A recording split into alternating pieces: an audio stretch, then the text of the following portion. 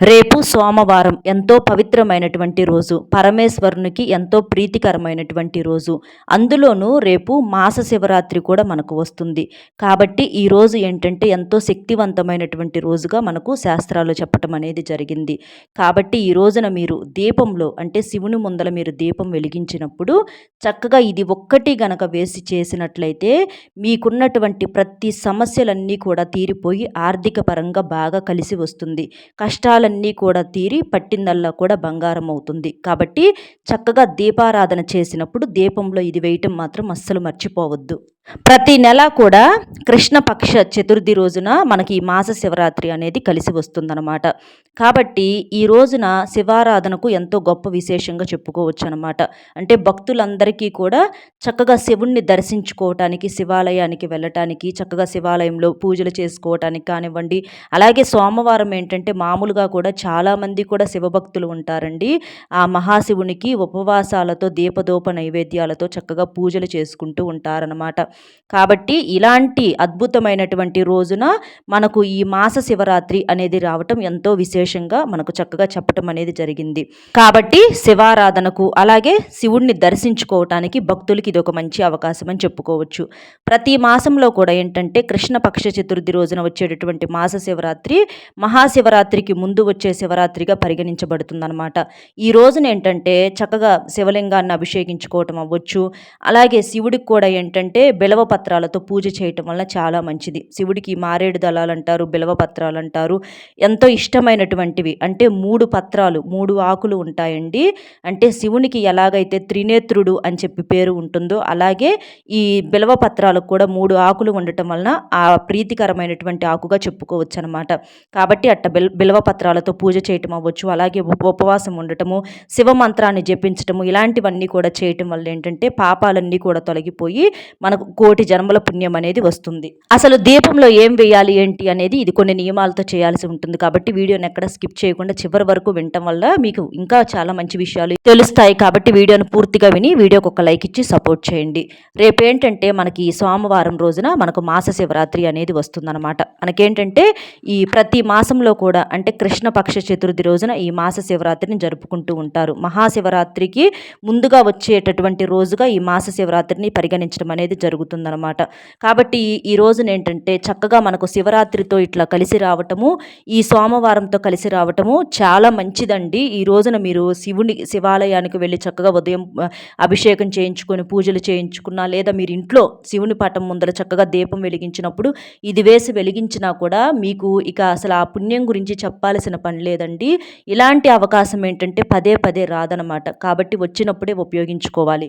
చక్కగా సూర్యోదయానికి ముందుగానే లేచి ఇంటిని వాకిల్ని శుభ్రం చేసుకొని అలాగే గుమ్మం బయట కూడా చక్కగా నీటితో శుభ్రంగా కడుక్కొని ముగ్గు వేసుకొని పసుపు కుంకుమలు చల్లుకొని గడపకు కూడా కాస్తంత పసుపు రాసుకొని కుంకుమ బొట్లు పెట్టుకొని ఇంటి లోపల కూడా ఏంటంటే మనకి కాస్త నీటిలో రాళ్ళ ఉప్పు వేసుకొని ఇల్లు తుడుచుకోవటము అలాగే కాస్తంత పసుపు నీటిని చల్లుకోవటము చక్కగా ఇంట్లో తలస్నానం ఆచరించాలండి. తలస్నానం ఆడవారు కానీ మగవారు కానివ్వండి సోమవారం రోజున ఏంటంటే ఏమీ తినకుండా మీరు తలస్నానం చేయటం అనేది చాలా మంచిదనమాట.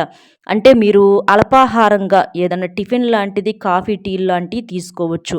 కానీ అన్నం తిని అంటే భోజనం చేసి మాత్రం పొరపాటును కూడా తలంటు స్నానం సోమవారం రోజున చేయకూడదు.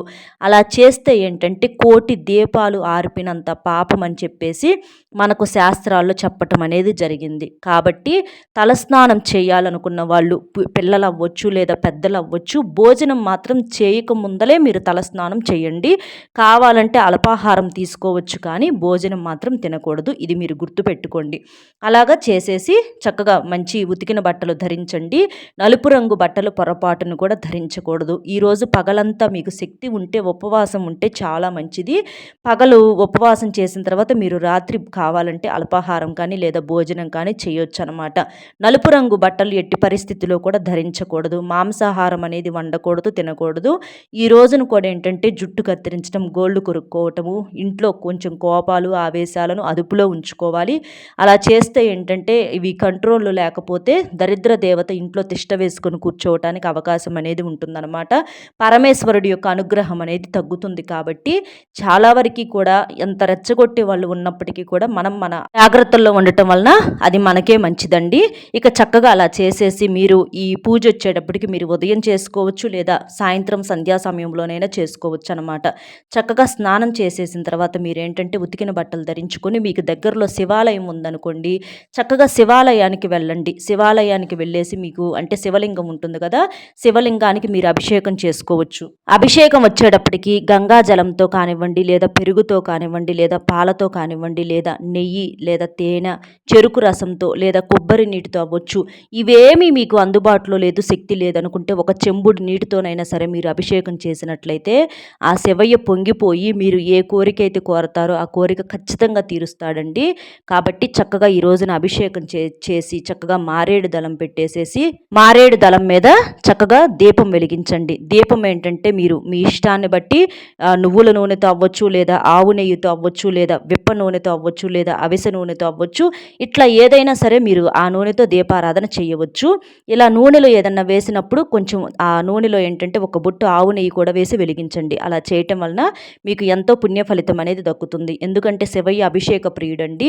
కాబట్టి ఇలా మీరు అభిషేకం చేయటం వల్ల మీకున్నటువంటి తీరని కోరికలు ఏవైనా ఉంటే తప్పక తీరతాయి. వివాహం కాని కొంతమంది ఆడపిల్లలకి ఏంటంటే మంచి భర్త కావాలని చెప్పి కోరుకుంటూ ఉంటారు. అలాంటి వారికి మీకు మంచి నచ్చినటువంటి భర్త మీకు చక్కగా దొరుకుతాడనమాట. కాబట్టి వారితో జీవితం అనేది చాలా సంతోషంగా ఉంటుందని చెప్పుకోవచ్చు అనమాట.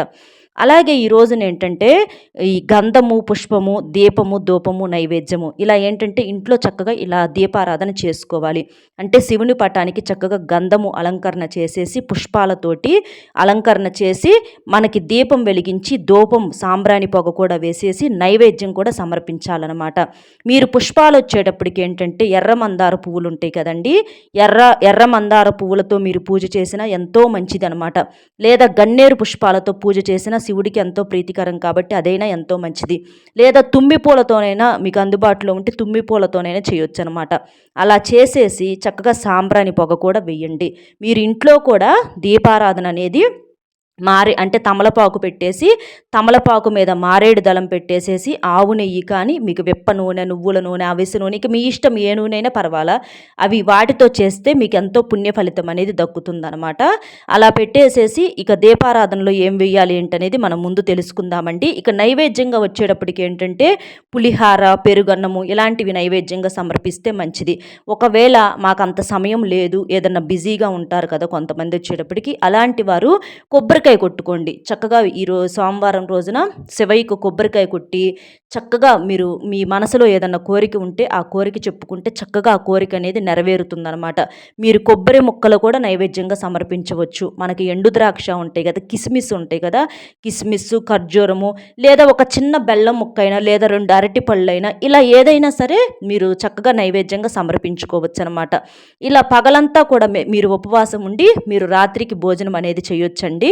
ఈ రోజున ఏంటంటే సాయంత్రం పూట చంద్రుడిని పూజించడం కూడా చాలా మంచిదనమాట. అలా చేయటం వల్ల ఏంటంటే చంద్ర దోషాలు అనేవి కూడా తొలగిపోతాయి. శివుడిని ఏంటంటే చంద్రశేఖరుడు అని కూడా పిలుస్తూ ఉంటారనమాట. కాబట్టి మీరు ఈ రోజున నైవేద్యంగా చక్కగా ఈ పండ్లు, పలహారాలు సమర్పించి లేదా ఏది లేదనుకోండి ఒక గిన్నెలో అన్నం పెట్టి అది కూడా మీరు నైవేద్యంగా సమర్పించి మీరు సాయంత్రం ఉపవాస దీక్ష ముగించుకునేటప్పుడు చక్కగా ఆ పండ్ల ప్లేస్లో మీరు ఈ భోజనాన్నైనా చేయొచ్చు అనమాట. కాబట్టి చక్కగా అవకాశం ఉంటే ఇలాంటి పని చేయటం వలన మీకు ఎంతో పుణ్య ఫలితం అనేది దక్కుతుందనమాట. మీకు తీరని కోరికలు ఏవైనా ఉన్నా కూడా చక్కగా నెరవేరేటటువంటి అవకాశం అనేది ఉంటుందన్నమాట. అలాగే ఈ రోజున ఓం నమ శివాయ అనేటటువంటి మంత్రాన్ని 108 సార్లు కనుక మీరు శివాలయానికి వెళ్ళి కానీ లేదా ఇంట్లో కానీ చక్కగా ప్రశాంతంగా కూర్చొని మీరు చెప్పుకోవటం వలన అసలు ఎంత పుణ్యం అండి. అసలు ఒక్కసారి మీరు చెప్పుకోండి, మీకు కూడా అనారోగ్య సమస్యలు తగ్గుతాయి, ఆర్థిక సమస్యలు తగ్గిపోతాయి, ఎంత ఎంత ప్రశాంతమైనటువంటి ఒక వాతావరణం వస్తుందో ఒక్కసారి మీరే ఆలోచించండి. ఒక్కసారి చేసి చూడండి. లేదా ఓం నమో భగవతే రుద్రాయ ఇట్లా కొన్ని మంత్రాలు శివునికి సంబంధించి మీరు చెప్పుకోవచ్చనమాట. అలాగే మనకి నందిని తాకి చక్కగా నందికి చెవులో మీకు ఒక కోరికను చెప్పుకుంటే మీకు ఏ కోరిక ఉన్నా కూడా చక్కగా తీరుతుంది. మీకు మంచిగా వ్యాపారంలో లాభాలు రావటం కోసం, ఉద్యోగంలో మంచి ప్రమోషన్స్ రావటం కోసం, శాలరీస్ పెరగటం కోసం, అప్పులు తీరటం కోసం ఇట్లా ఏదైనా సరే మీరు చెప్పుకుంటే ఆ కోరిక అనేది చక్కగా నెరవేరుతుందనమాట. ఇక దీపంలో వచ్చేటప్పటికి ఈరోజు మీరు ఇంట్లో అవ్వచ్చు లేదా శివాలయంలో అవ్వచ్చు, ఒక చిన్న బెల్లం ముక్కను వేయాలండి. ఇక్కడ చూపించినట్లుగా మారేడు దళం మీద మట్టి ప్రమిద పెట్టేసి అందులో ఆవు నెయ్యి కానీ లేదా మీ ఇష్టాన్ని బట్టి నువ్వుల నూనె ఏదైనా సరే వేసేసి మీరు ఒక చిన్న బెల్లం ముక్కను అందులో వేయాలన్నమాట. అలా వేసి మీరు దీపం వెలిగేటటువంటి దీపంలో బెల్లం ముక్క వేయాలి. ఇలా వేయటం వలన మీకు ఎంత పుణ్యం వస్తుందో తెలుసా అండి. బెల్లం ఏంటంటే మనకు తీపి పదార్థం, అంటే తీపికి గుర్తు అనమాట. ఇలా వేయటం వలన బెల్లం వల్ల మీకు జాతకంలో దోషాలు అనేవి తొలగిపోతాయి అన్నమాట. బెల్లం వల్ల అఖండ రాజయోగం పడుతుంది. బెల్లం మనం ఇట్లా దీపారాధనలో వేసి చేయటం వలన ఏంటంటే మీరు ఏదన్నా భూములు కానీ, అంటే కొంతమంది ఒక సొంత ఇల్లు కట్టుకోవాలనుకున్నా కూడా కట్టుకోలేరు.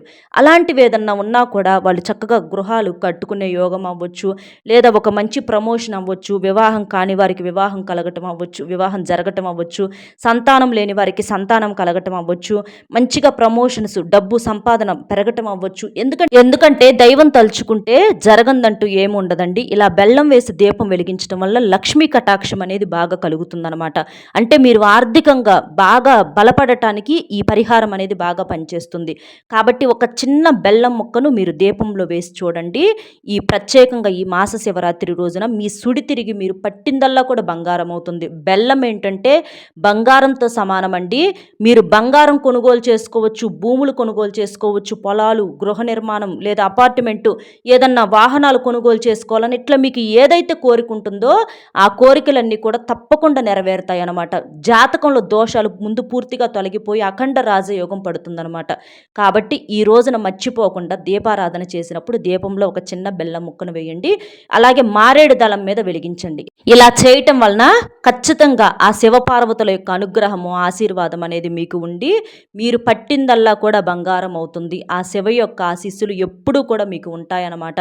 ఎందుకంటే మహాశివుడు ఎంత గొప్ప దేవుడు అంటేనండి, ఆయన నమ్మిన వారికి మనస్ఫూర్తిగా ఎవరైతే నమ్మి అయ్యా శివయ్య అని చెప్పి మీరు పిలుస్తారో అలాంటి వారిని ఆ తండ్రి ఎప్పుడు కూడా వదిలిపెట్టడండి.